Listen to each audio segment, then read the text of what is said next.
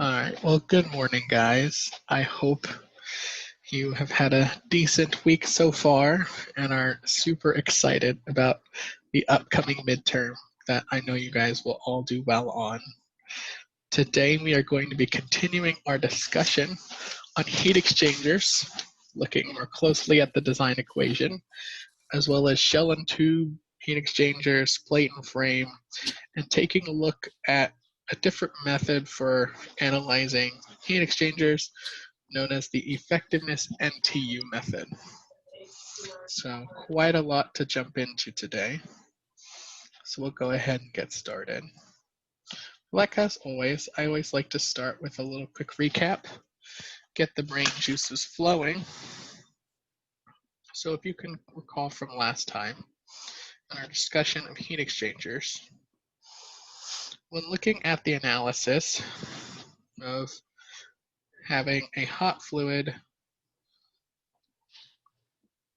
and a cold fluid in contact, or if I should just say passing through a heat exchanger.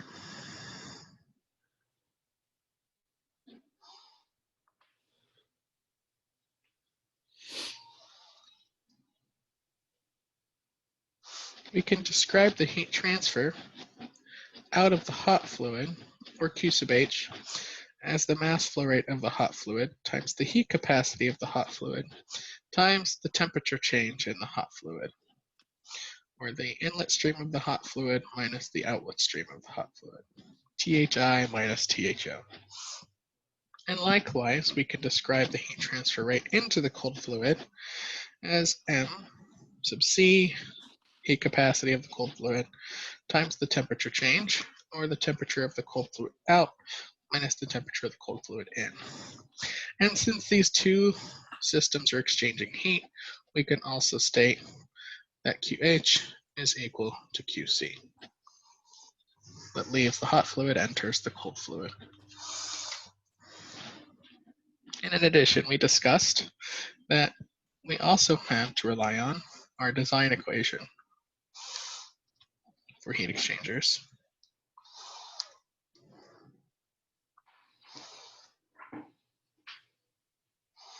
Which states that the Q is equal to U A sub S F delta T log mean. And we talked last time about U, which is our overall heat transfer coefficient,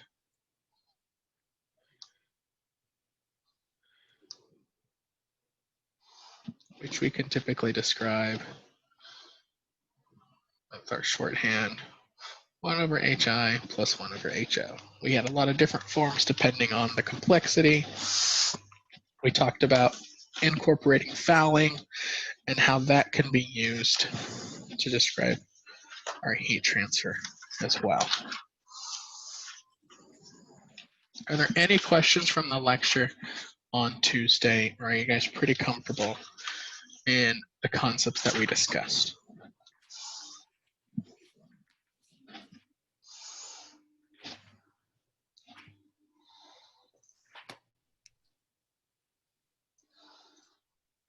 All right.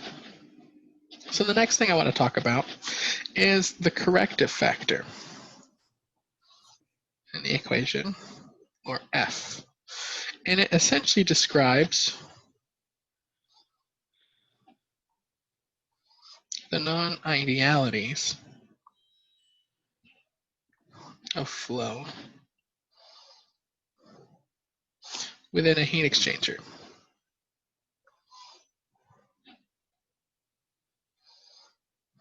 What I mean by that is that for a typical exchanger,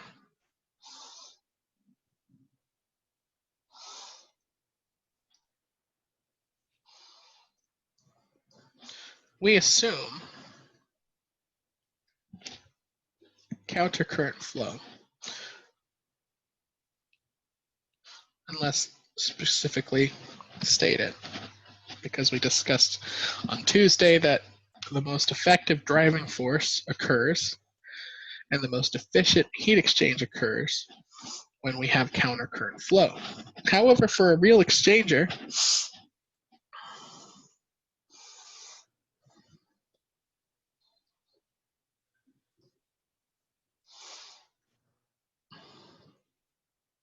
we have some degree of cross-flow.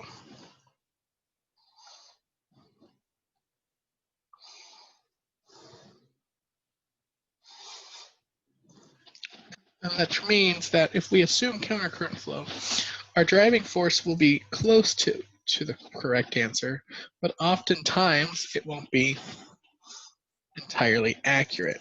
And so the F value is a corrective factor that takes into consideration the cross flow and, in rare occasion, co-current flow that can exist within a heat exchanger. And a good example of this, which I'm trying to pull up now,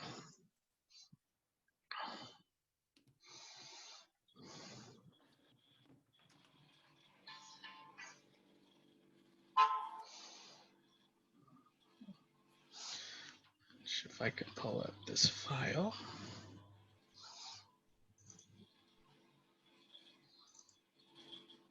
So let me see. So this is a video of a small double pipe heat exchanger. Can you guys see that on your screens? I think it's still buffering. And so we have a hot fluid described by this red fluid, a cold fluid described by this blue fluid, and it exists as a double pipe heat exchanger. The hot fluid enters the top and flows on the inside tube where it exits the bottom. The cold fluid enters the bottom and occupies outside of the metal tube that you see, where it exits the top.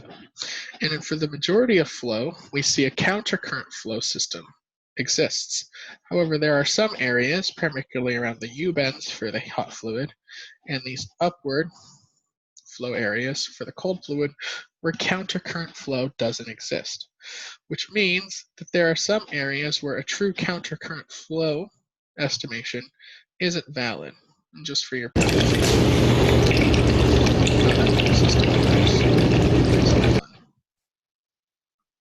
which means we have to find a way to correct our log mean temperature driving force for these flow non-idealities. And we do that by calculating an F, where F goes from 0.5 typically to 1, where F equals 1, corresponding for ideal countercurrent flow.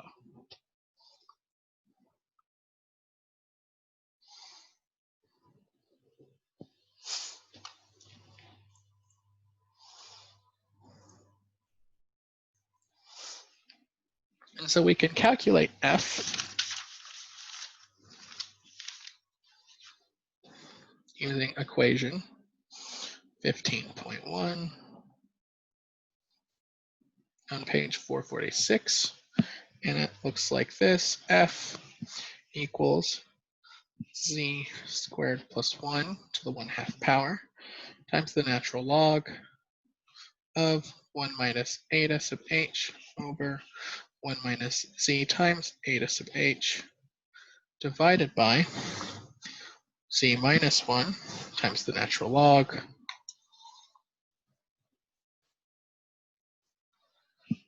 of 2 minus eta sub h times z plus 1 minus z squared minus 1 plus 1 to 1/2 over 2 minus eta sub h. And apparently that crashed my system. Give me 1 second, I'll bring it back.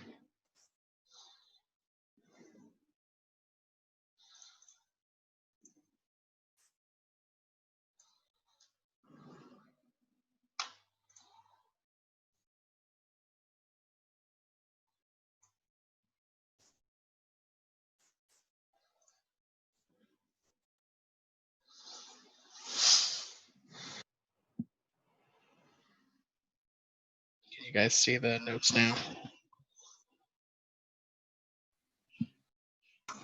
Yes, we can see it.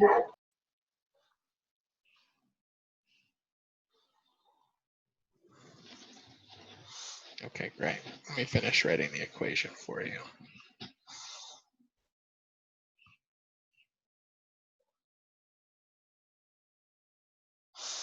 So this is the full expression for h, where z is equal, sorry, it keeps crashing. Not sure why.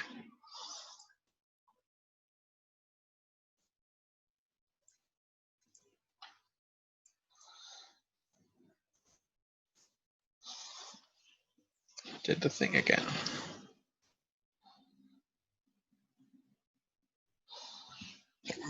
Must really not like this equation.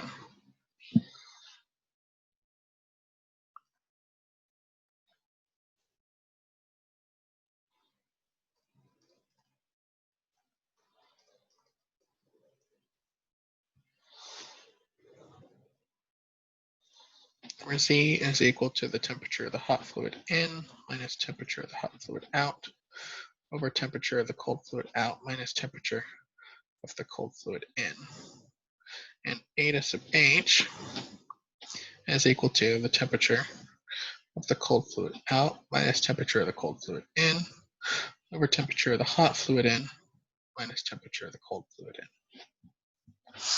So you calculate Z, you calculate eta, and you plug it into the really complicated equation 15.1 to get an idea of your corrective factor for H.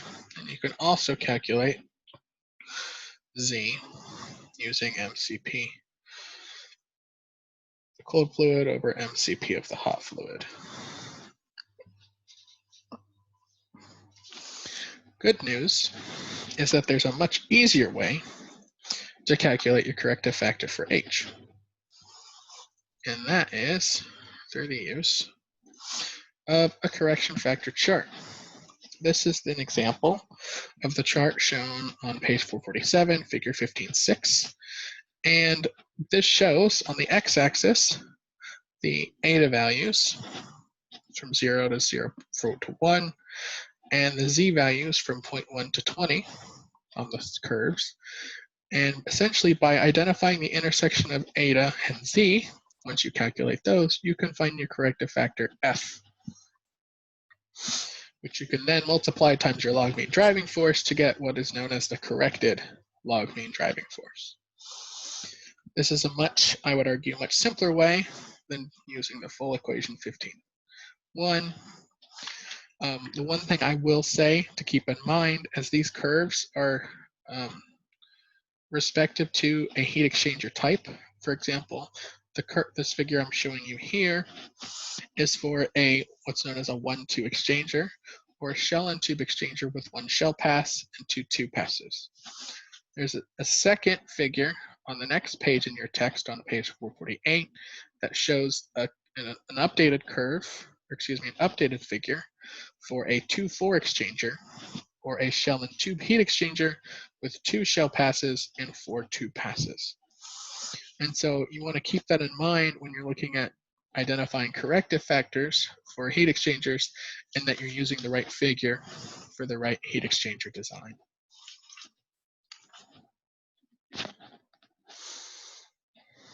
Any questions on that so far?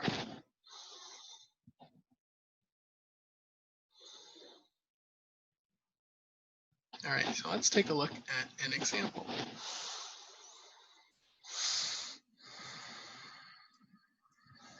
Let's look at this example too. So for a 1-2 heat exchanger, the values of the inlet and outlet temperatures are as follows. The hot fluid comes in at 240 degrees. It leaves at 120 degrees Celsius. The cold fluid comes in at 65 degrees Celsius and leaves at 100 degrees Celsius. So based on this information, what is the corrected log mean temperature driving force?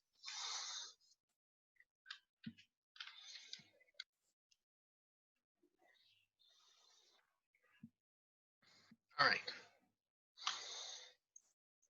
So I think we can do this one together.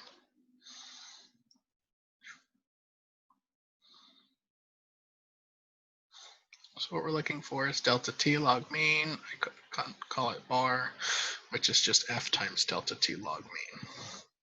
The hot fluid comes in at 240 degrees. It leaves at 120 degrees. The cold fluid comes in at 65 degrees Celsius, and it leaves at 100 degrees Celsius. So if we assume countercurrent flow,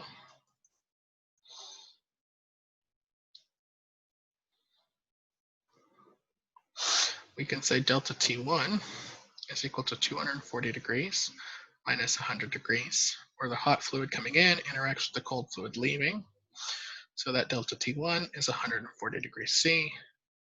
Delta T2 is 120 degrees C minus 65 degrees C, or 55 degrees Celsius. So with that, we can calculate our delta T log mean as 140 degrees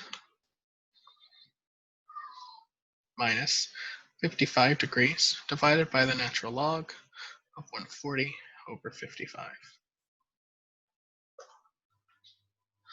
If we run this calculation, we should get a value of approximately, let's see,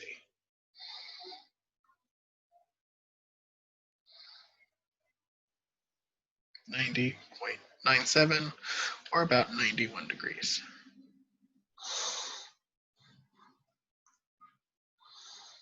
So that is our uncorrected log mean driving force. To find the corrected form, we have to find our F value, which means we have to calculate first Z and then eta sub H. So Z, as I stated earlier, right here, is the hot fluid in minus the hot fluid out divided by the cold fluid out divided minus the cold fluid in, or 240 degrees minus 140 degrees, 20 degrees, divided by 100 degrees minus 65 degrees.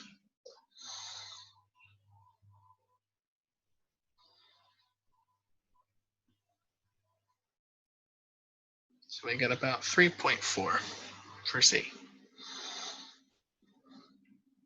Our eta, which is shown up here, is the cold out minus the cold in divided by the heat in minus the cold in, or 100 minus 65 over 240 minus 65.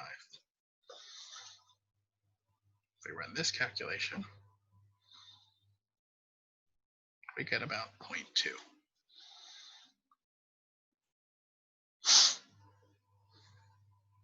So now we can either plug it into our really large F equation, or since this is a 1-2 exchanger, we can go back to our chart and look for the intersection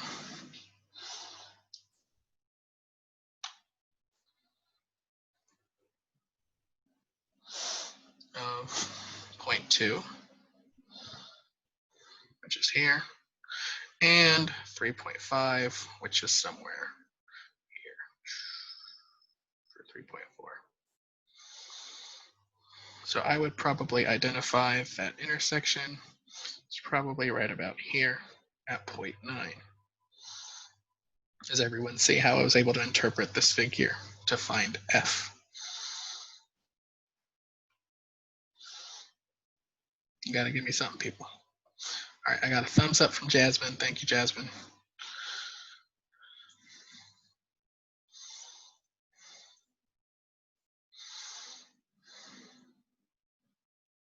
All right, going back to our notes from the figure.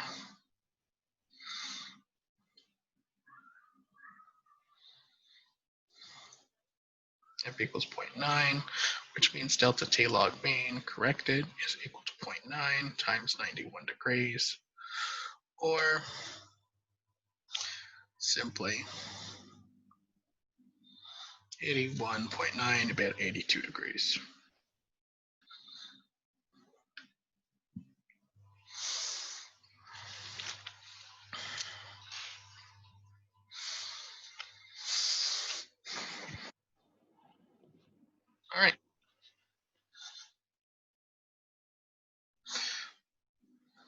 now let's move on and talk about heat transfer coefficients.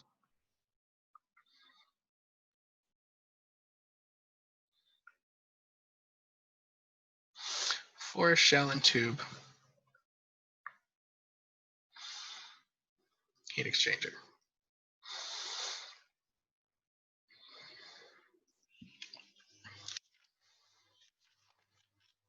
And because I can't draw one very well, let's take a look at this shell and tube heat exchanger design. And just looking at this figure 3, I'm going to zoom in on it. So we have one fluid entering the system.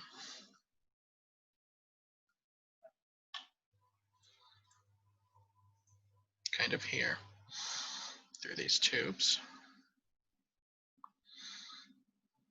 And then coming out here. And then we have another fluid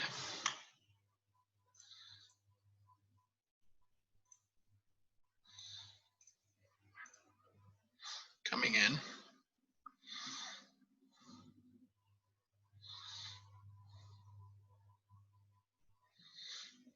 via the shell.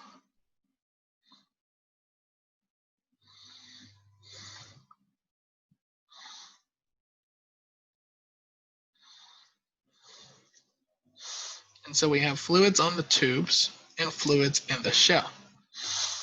And so if we were going to look at describing this heat exchanger using the design equation, we would need to calculate our overall heat transfer coefficient.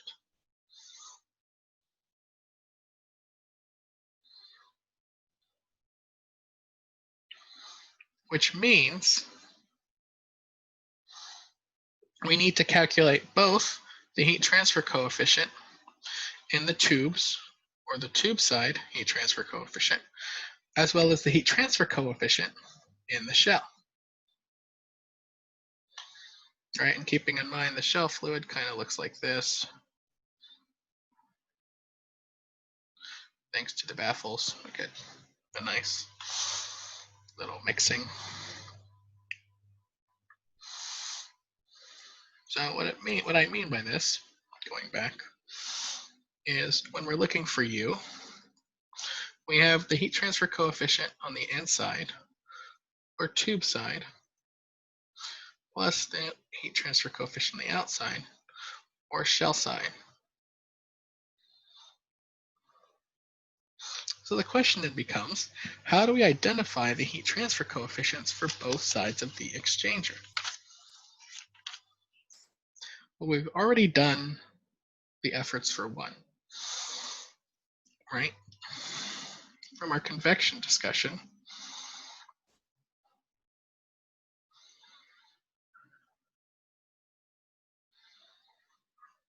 we can identify or calculate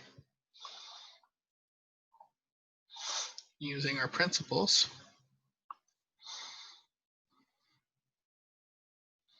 of internal force convection.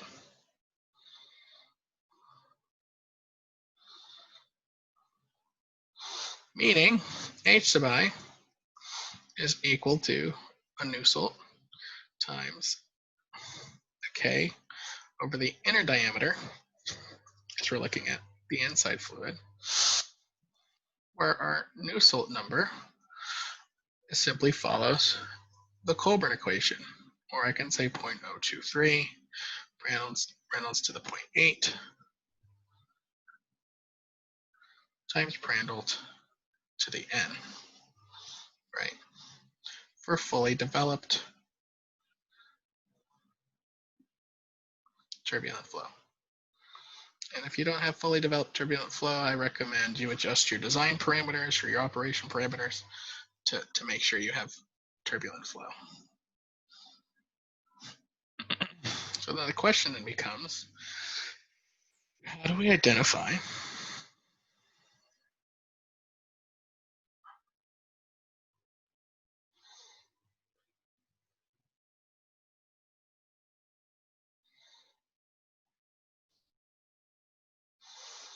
the heat transfer coefficient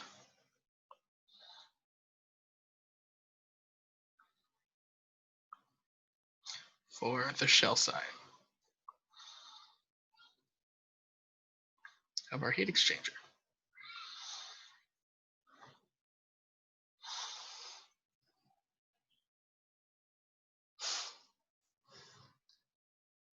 And going back to this design, we can argue that the flow that exists in the shell side is far from simple, right? We have the fluid going over the tubes, around baffles, going kind of in this crisscross motion to make sure there's good coverage of the tubes. And that means that there's not going to be a very simple way of describing the heat transfer coefficient in our system.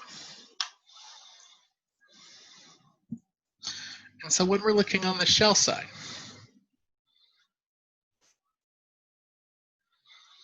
our heat transfer coefficient, H sub O, can be expressed similarly with the Nusselt number times K over diameter of the outside of the tubes. However, the Nusselt number is described or calculated using a new expression, which is known as the Donohue equation.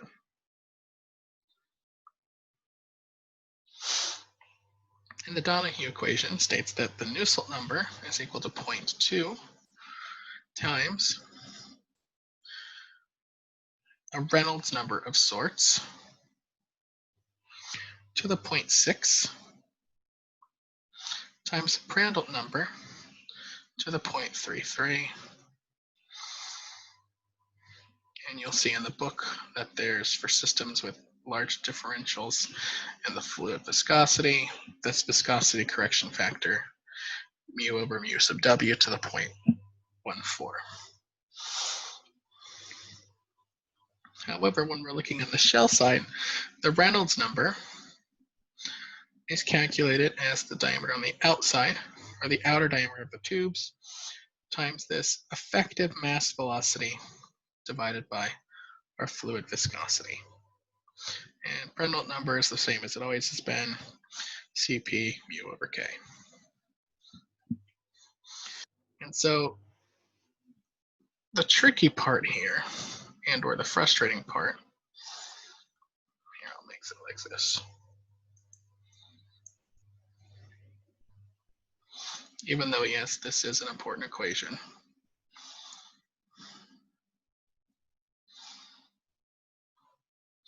is identifying this effective mass velocity. Because this effective mass velocity is calculated as the square root of a product of two different mass velocities, Ag sub B and Ag sub C.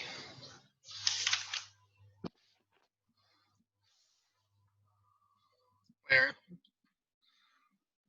G sub B is equal to the mass flow rate in the shell divided by our particular shell area, and G sub C is equal to the mass flow rate in the shell divided by another particular area.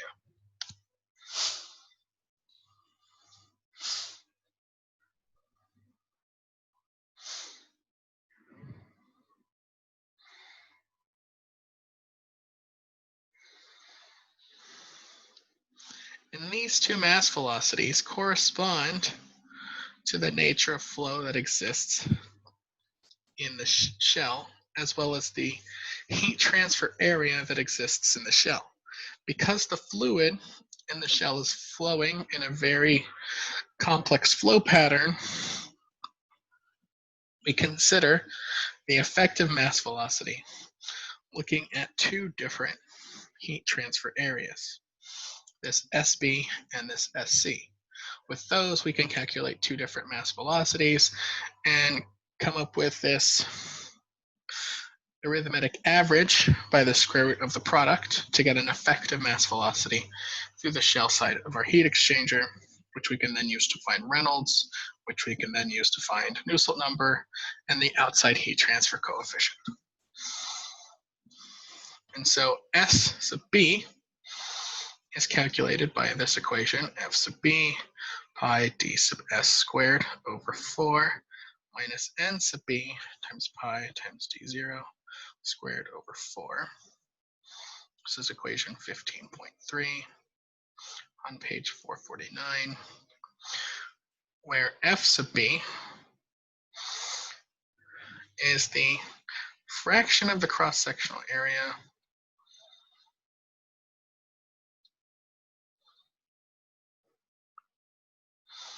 occupied by a baffle window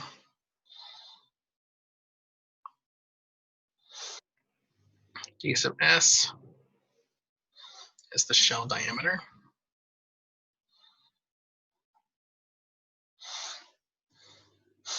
N sub B is the number of tubes in the baffle window.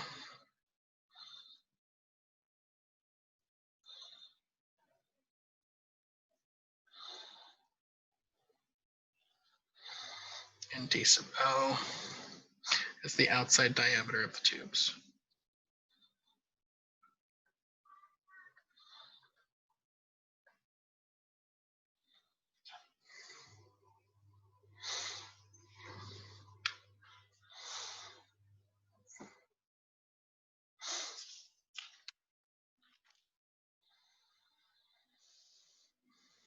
And that's how we identify SB, which is essentially the heat transfer area in the baffle windows.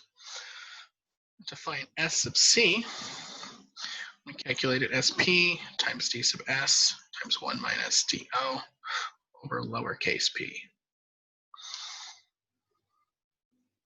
where big P is the baffle pitch. D sub S, once again, is the shell diameter.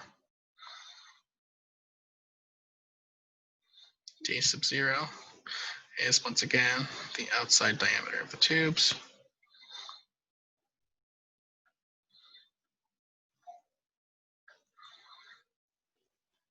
And little p is the center. It's really just the tube pitch. I don't know why they write it that way. Or the center of the center distance between the tubes. And so when looking at identifying the outer heat transfer coefficient, the first thing you have to do is calculate these two heat transfer areas, S sub B and S sub C. With these heat transfer areas calculated, you can then solve for the two mass velocities, G sub B and G sub C. With G sub B and G sub C, you can then calculate your effective mass velocity, your shell side Reynolds number. Then with the Prandtl number, you can then calculate the Nusselt number. With the Nusselt number, then you can calculate the overall the outside heat transfer coefficient. And with the outside heat transfer coefficient, you can then calculate the inside heat transfer coefficient to calculate U.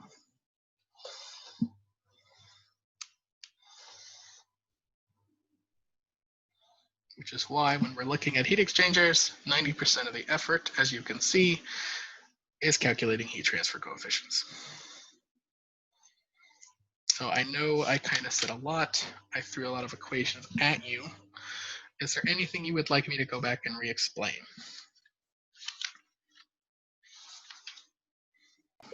Could you just say again what the tube pitch is? The tube pitch is, okay, when we see a bunch of tubes, we're looking at this kind of, I'm going to give you a square arrangement for tubes. The tube pitch is going to be this center to center distance between tubes. So that's going to be little p. Right? Okay, thank you. Of course. And keep in mind, there's so many different arrangements you can have for tubes. That's a square arrangement. There's a diamond arrangement. There's so many, which I wish we could get into it a little bit more, but looking at force convection around tubes gets a little complex, and we rely on a lot of empirical relations depending on the tube arrangements. The best thing we can rely on is these essentially simplified area equations. Any other questions though? That was a really good question, so thank you for that.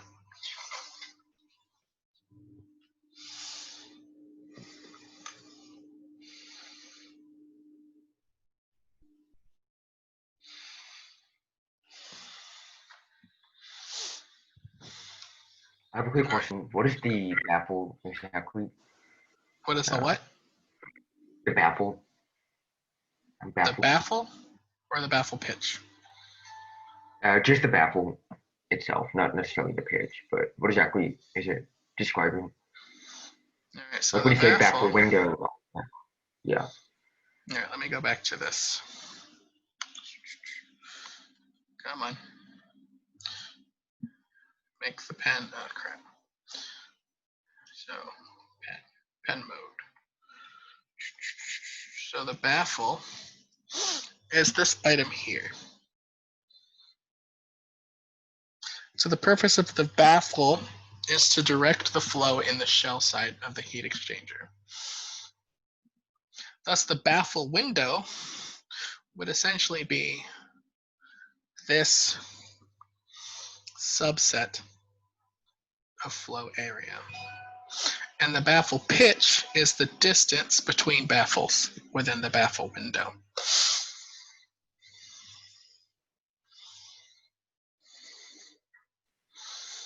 Okay, that makes sense. Yep. Yeah.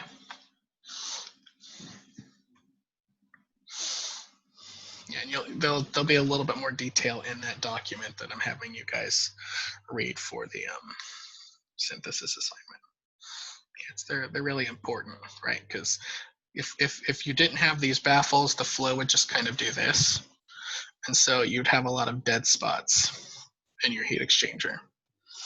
But by the purpose and presence of this baffle, now you have flow that looks like this, and you see how much more the shell fluid is going to be interacting with the tubes, which means you get a much better heat transfer performance.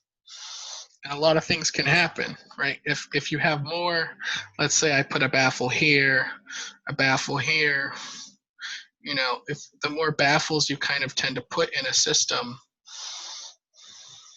the more complex the fluid can be, right? Which is good and bad depending on what's going on in your system. Because you don't want to make the baffles so close together, you have a lot of flow resistance and a significant pressure drop in your heat exchanger, but you want them to be sufficient such that you have good contact amongst the entire area of the tubes. Because if you don't have good contact between the shell fluid and the tube fluid, especially when it comes to flow, right? Because we know convection is all about enhancement of heat transfer due to flow. So if I have stagnant fluid here, I'm not getting convection happening. So my heat transfer is going to be lower than what I'm expecting. And that's going to be inefficient. So you want to make sure you have that nice turbulent flow throughout your system.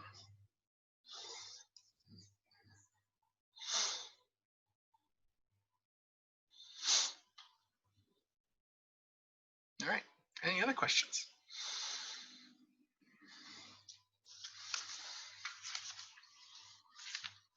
All right, let's take a look at doing a detailed calculation for the shell side heat transfer coefficient.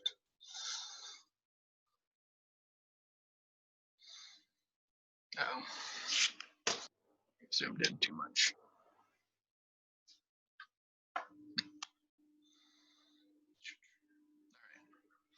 So we're looking at a tubular exchanger with a 35-inch shell diameter, which contains 828 3/4-inch tubes. This is the outer diameter that are 12 feet long on a 1-inch square pitch.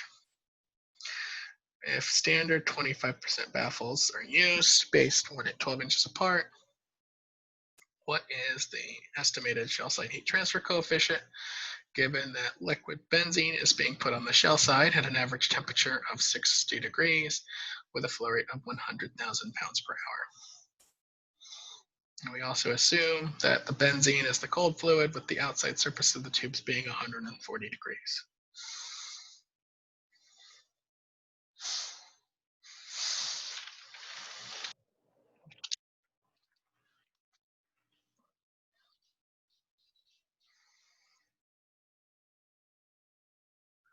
I'll give you guys a second to write this down, then we'll work to this together, step by step.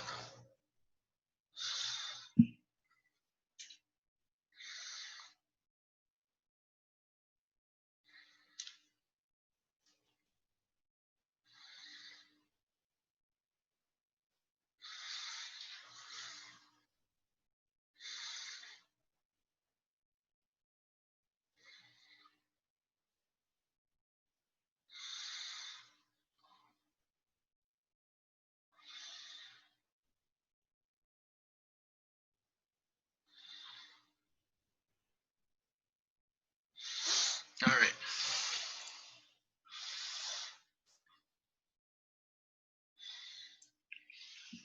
Let's take a look at this problem together.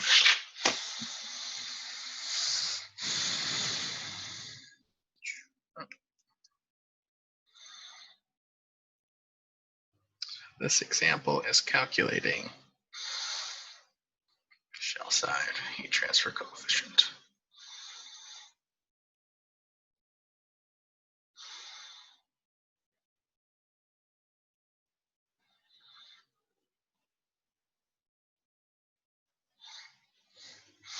So we were given the outer diameter of the tubes, they're 3/4 inches, or 0.75 divided by 12 is about 0.0625 feet. The shell diameter, given that it's 35-inch shell, is about 2.92 feet. The tube pitch, little p, it was a 1-inch tube pitch, so 1 over 12, or 0.0833 feet. And the baffle pitch is 12 inches, or 1 foot. So with this, I can calculate our S sub C area, given everything here, given S sub C is equal to P times D sub S times 1 minus DO over little p, or 1 foot times 2.92 feet times 1 minus 0.0625 feet divided by 0.0833 feet.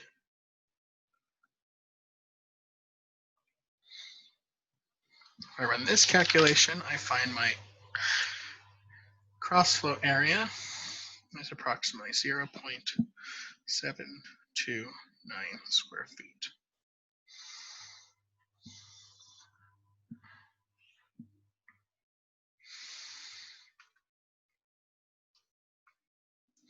The next area we need to find is our S sub B, which from the equation is F sub B times pi ds squared over 4 minus N sub B times pi d sub 0 squared over 4. And so for the standard 25% baffles,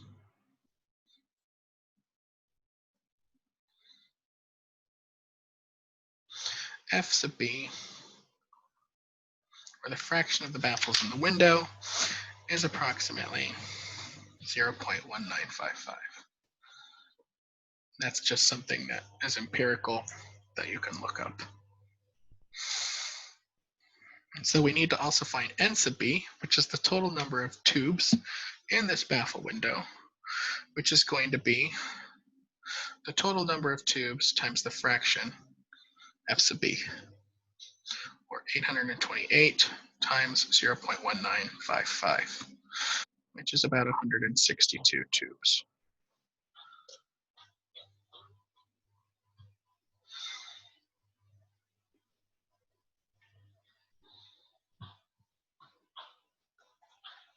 So the baffle window flow area is going to be 0.1955 times pi times 2.92 feet squared divided by 4 minus 162 times pi times 0.0625 feet squared divided by 4. Sorry, I'll scroll up. I don't want to make people get left behind. So doing this calculation, I get an SB of approximately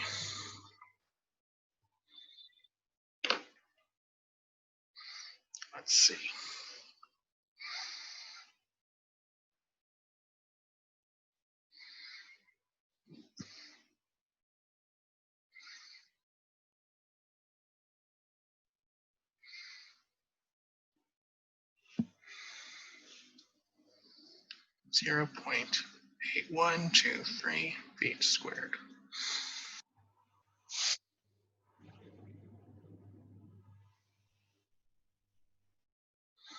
So I have my two flow areas, 0.729 square feet and 0.812 square feet. I really don't need that fourth sig fig. It's not going to help much. So I can now calculate my two mass velocities, where G sub B is going to be 100,000 pounds per hour divided by 0.812 square feet, which is about 137,137 pounds per feet squared per hour. And G sub C, different G sub C, I know, confusing, is 100,000 pounds per hour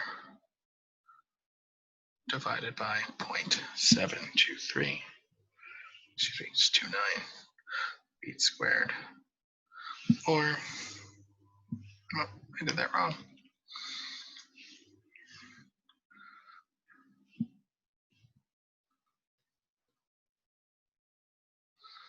This should be the larger value.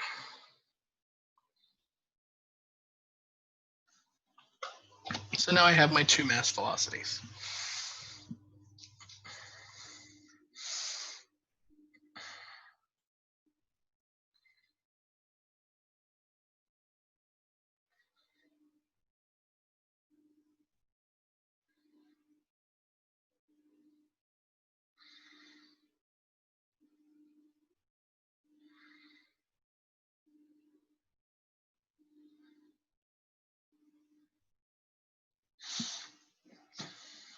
All right, moving on.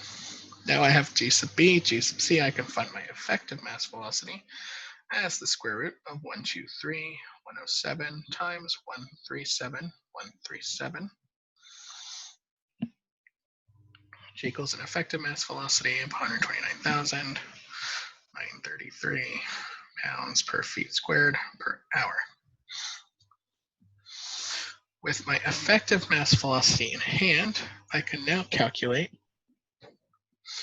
my Reynolds number,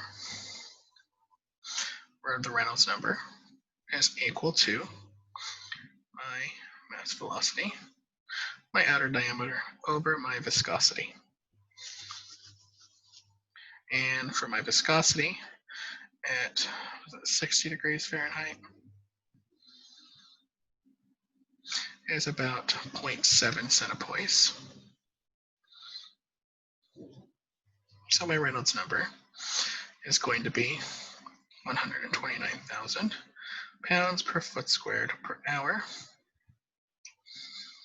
times my outer diameter, 0.0629, excuse me, 65 feet, divided by my mu, which was 0.7 centipoise, times 6.72 times 10 to the minus 4 pounds per foot per second. I need to convert this hours into seconds. So an hour is 3,600 seconds. So with this, I can now calculate my Reynolds number.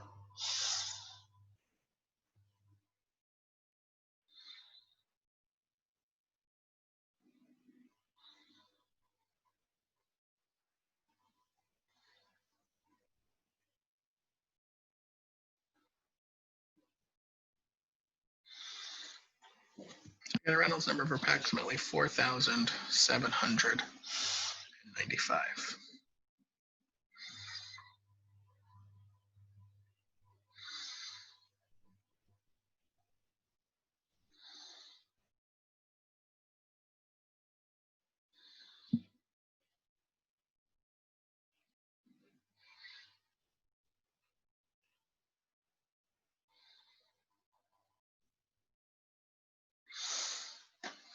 The next thing I can identify is my Prandtl number, which is Cp mu over K, where my Cp here, it's benzene, I can just look it up, about 0.41 BTUs per pound degree F. My mu I have is 0.7. My K is 0.092.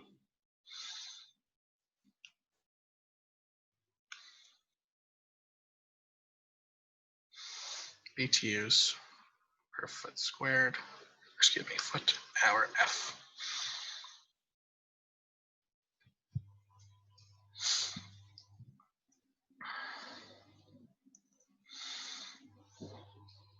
So here I have Cp 0.41 BTUs per pound degree F times mu, which is 0.7 centipoise, converting it to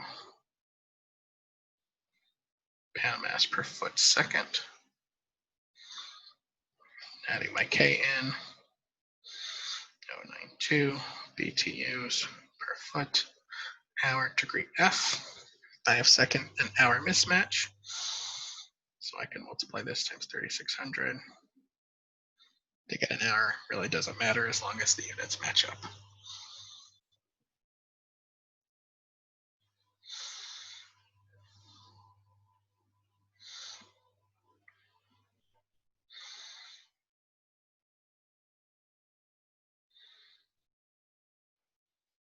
So I get a Prandtl number of approximately 7.55.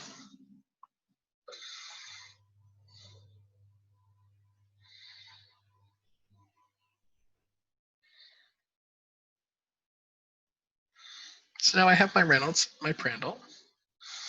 I can calculate my Nusselt as 0.2 times Reynolds to the 0.6, Prandtl to the 0.33, and mu over mu W, if we want to put it, to the 0.14. I have the second viscosity one as well.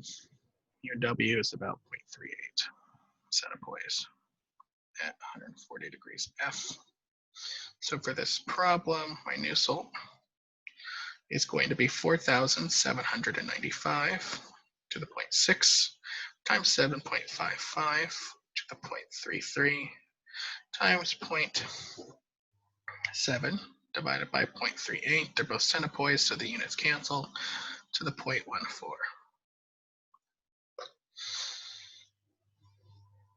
I do this, I should get a Nusselt number of approximately 68.6.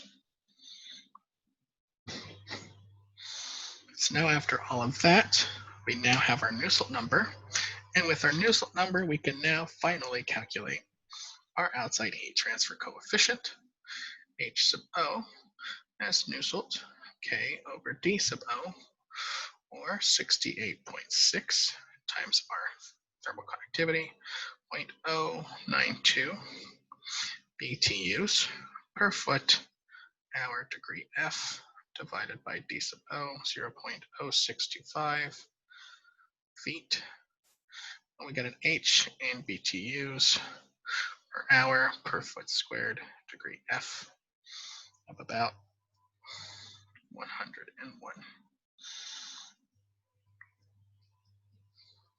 here I'll move the units closer so it looks a little neater.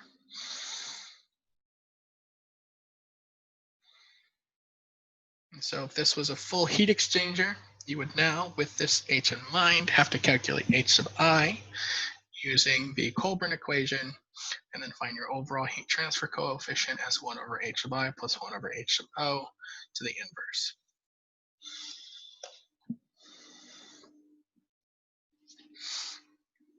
So I know that was a lot of calculations. Is there any questions, anything you'd like me to scroll back up so you can look at?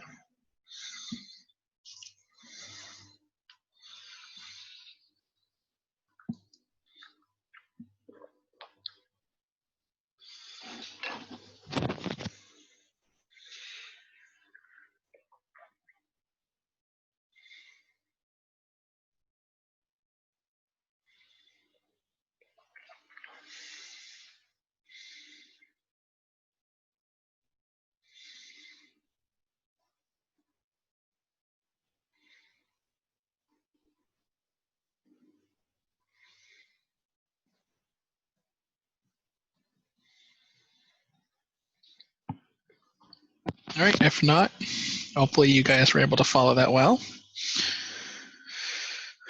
You will definitely see it on homework. If not this week, I don't think it will definitely be on next week's homework.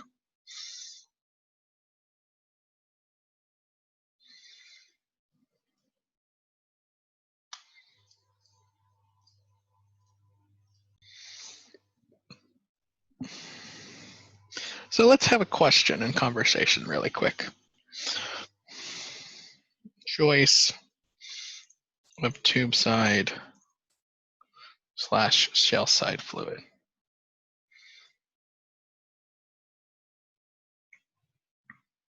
And the question is this. What items should we consider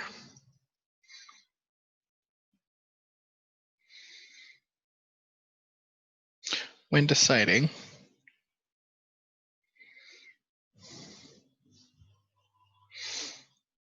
which fluid in a heat exchanger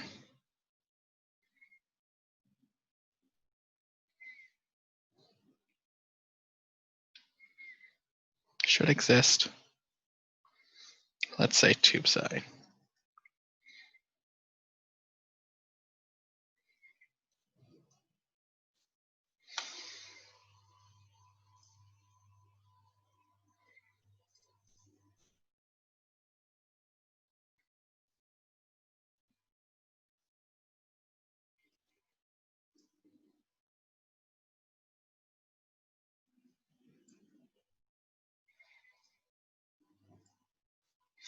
All right, so Cindy, what are your thoughts? So what are points of consideration when trying to figure out, I got two fluids, I got a heat exchanger, which do I put tube side, which do I put shell side?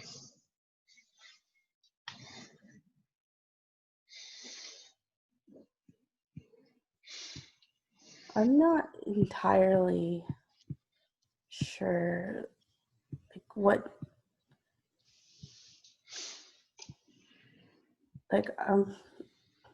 don't really understand the significance of one being in the tube side and one being in the shell side.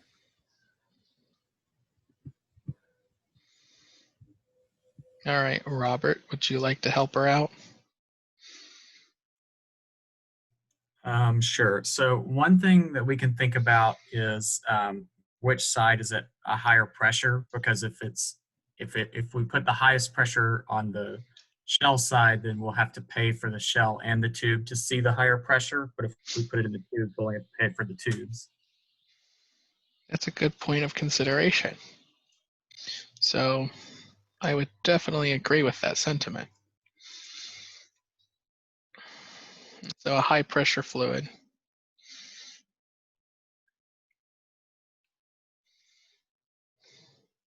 should be on tube side. Just in case if you have to have special considerations for that fluid, you'd rather make sure that expensive material construction's only in the tubes and not in the tubes as well. That's also when you're looking at a corrosive fluid, it's the same thing. You would want to make it tube side so that if you have to have some sort of special anti-corrosion lining, you only have to pay to get that lining on the interior of the tubes and not on the entire shell and the outer of the tubes as well. What if I had two fluids that were all the same? Everything's the same, no corrosions, the pressures, but one is at a higher velocity.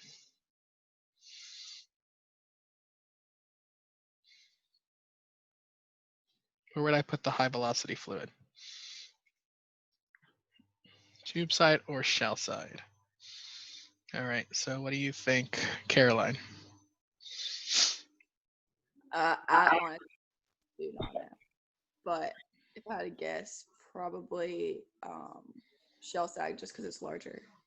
All right, shell side because it's larger. All right, Beck, do you agree or disagree?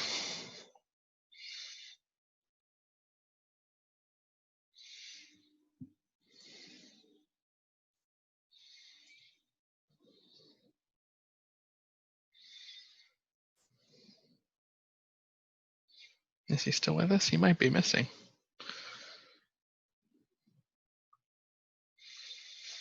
All right, let's see who else I had on my list. Kiki. You agree, shell side? Yeah, I would have to agree with shell side because it's larger. Shell side because it's larger.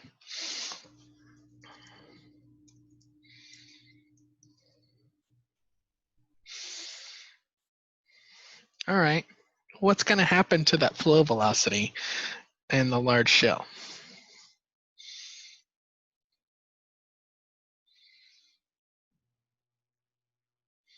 The flow velocity is going to decrease because your area is going to increase inside the shell. Okay. Do we want our velocities to be high or low in convection?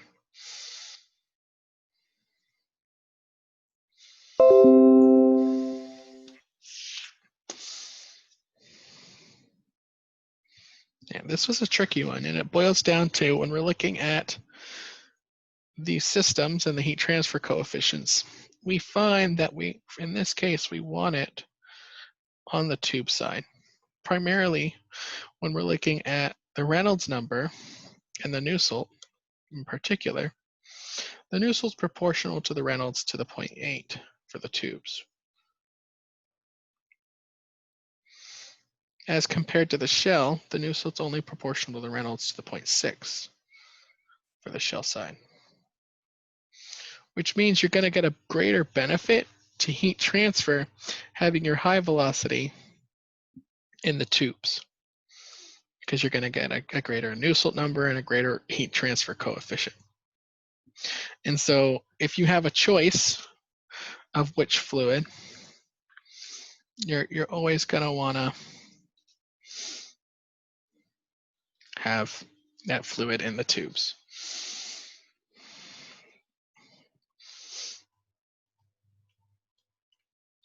The only case where you would maybe want to put the fluid shell side over tube side is for high viscosity fluids. You'd get a little bit better shell side. Because fluid with a high viscosity, you can expect it to have lower velocities. However, the shell, by its nature and design, promotes turbulence as that fluid still has to flow around the tubes, around the baffles and such like that. So that turbulence works to counteract what you might see in a high viscosity fluid. And so for any circumstance where you have safety considerations, high pressures, high temperatures, corrosive fluids, you're probably going to want to have that tube side. It's much easier to control. If you have all things considered, if you want a high velocity fluid, you're probably going to want that tube side to take advantage of the convection benefits you get with the fluids in the tubes. And then for high viscosity fluids, you would want it shell side so that you can get some turbulence within that fluid as it flows around the tubes.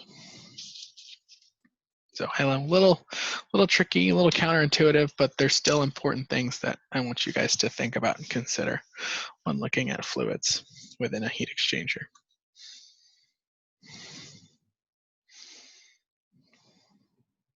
So switching gears a little bit, I'd like us to consider and discuss what's known as the Ntu Epsilon method for heat exchangers. And this is used to determine heat exchanger performance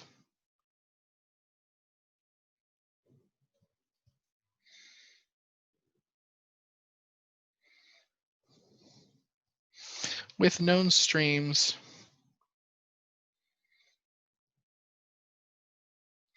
and an existing heat exchanger.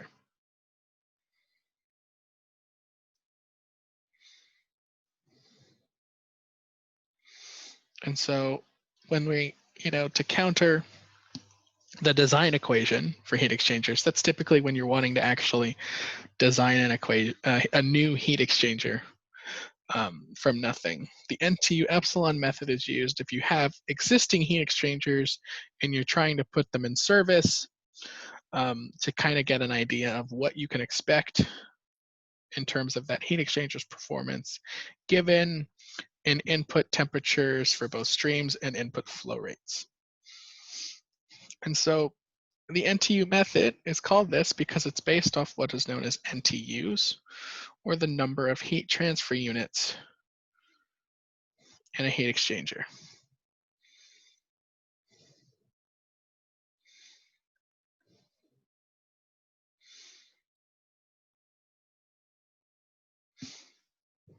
Where the number of heat transfer units can be calculated times the overall heat transfer coefficient times the surface area divided by the mass flow rate and heat capacity minimum to be put in that exchanger, which means you would have to calculate MH, CPH, and MC, CPC, and identify which one has the smallest value. The smallest value is the min to be determined for this number of heat transfer units. This differs. We also can consider R, which is the heat capacity ratio, or capacity ratio, which is just MCP min over MCP max. So it's a measure of how efficient this heat exchanger can be to a slight degree.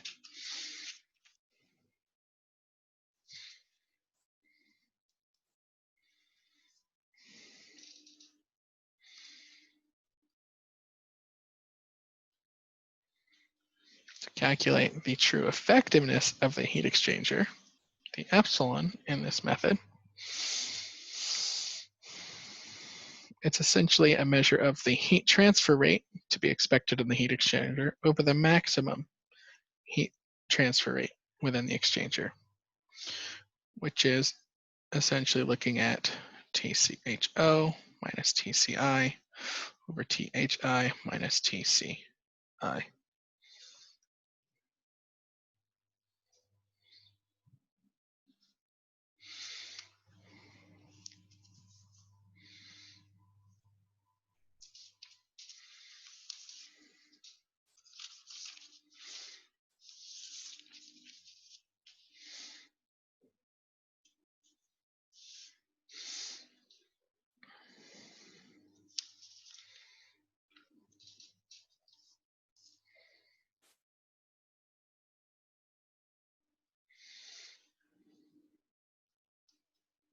So let's take a look at an example of using the NTU method. So for this problem, we have a countercurrent flow heat exchanger being used to recover heat from an oil stream. So a little bit of heat integration. The exchanger and fluid properties are shown below. So the question asks is, if this exchanger is going to be used for the system, estimate the outlet temperature of the oil given a UA value of 3.89 times 10 to the 4th watts per degree Celsius.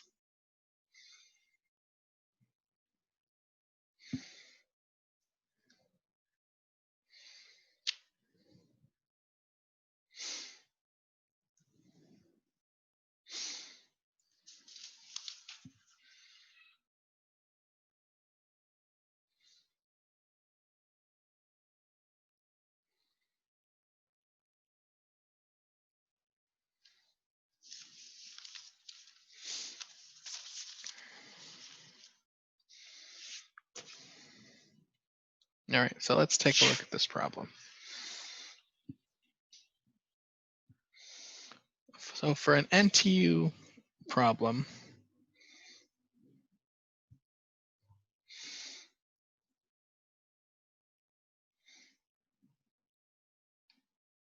the first thing I would recommend looking at are your relative MCP values.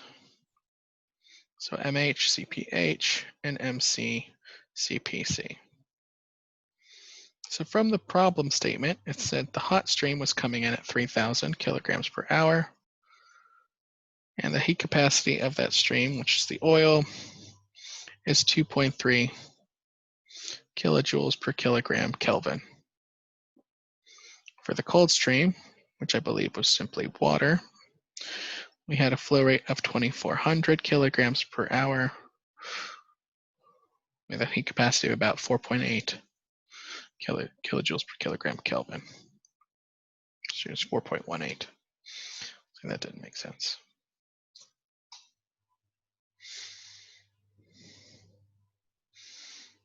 So these values come out to be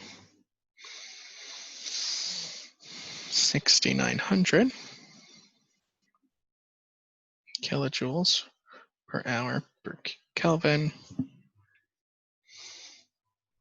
and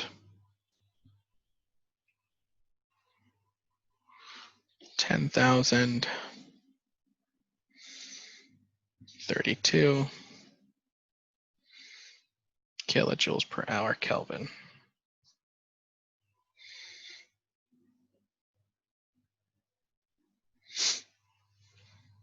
And if you want, for simplicity, we can convert them to kilowatts.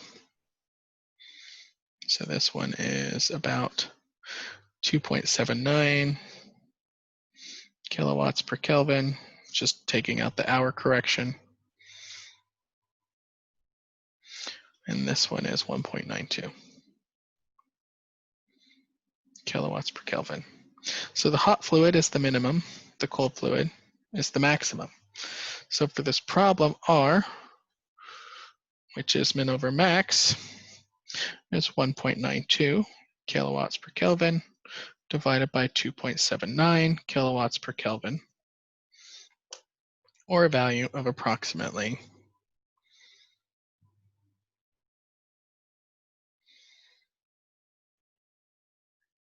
0.69.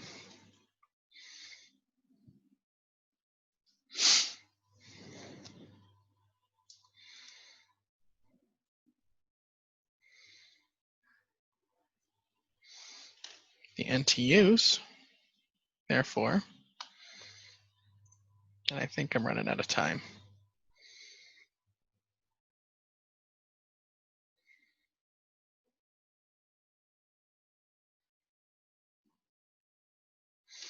Which I believe was 3.89 times 10 to the minus 4.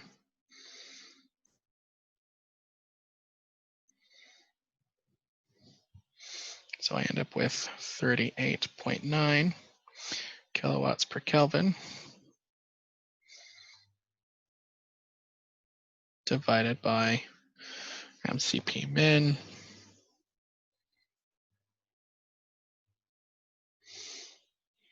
which was 1.92 kilowatts per Kelvin.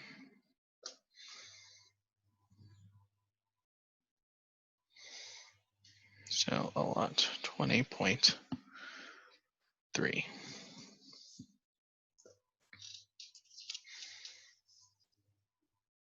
All right, I think we're running out of time. I'll go ahead and stop it here. So I have a feeling I need to make some adjustments to this problem. So we'll pick up here next Tuesday, taking one more look at this effectiveness NTU method, re-looking at this example after I make some tweaks, and then finally discuss cross-flow exchangers and plate and frame exchangers. Any questions? Any questions about the midterm tonight? This is your speak now, or I guess try to stop by office hours and hope for the best. Yeah, Dr. Lopez, did you post last night's review session notes on? I did. I'll send an email right after class. Okay. They're next to the practice exams. Okay. You might have had some trouble finding them, but yeah, I did. Anything else? You said we could ask a question during the exam. Will you be on like Zoom, or should we just email you if we have a question during the exam? I'll be on Zoom. I'll send a Zoom link also right after class, but it'll be just like the first midterm. I'll release it at 6. It'll be a due at 9, and I'll be on Zoom for those 3 hours to answer questions via the chat. Yep. Thank you, Anything Dr. else? Lopez. No problem. All right. Well, take care, guys. Good luck. I hope to touch base with you this evening, and hopefully you guys do really well. And we end this semester on a high note. So take care, guys. Have a great day, as well as a great weekend.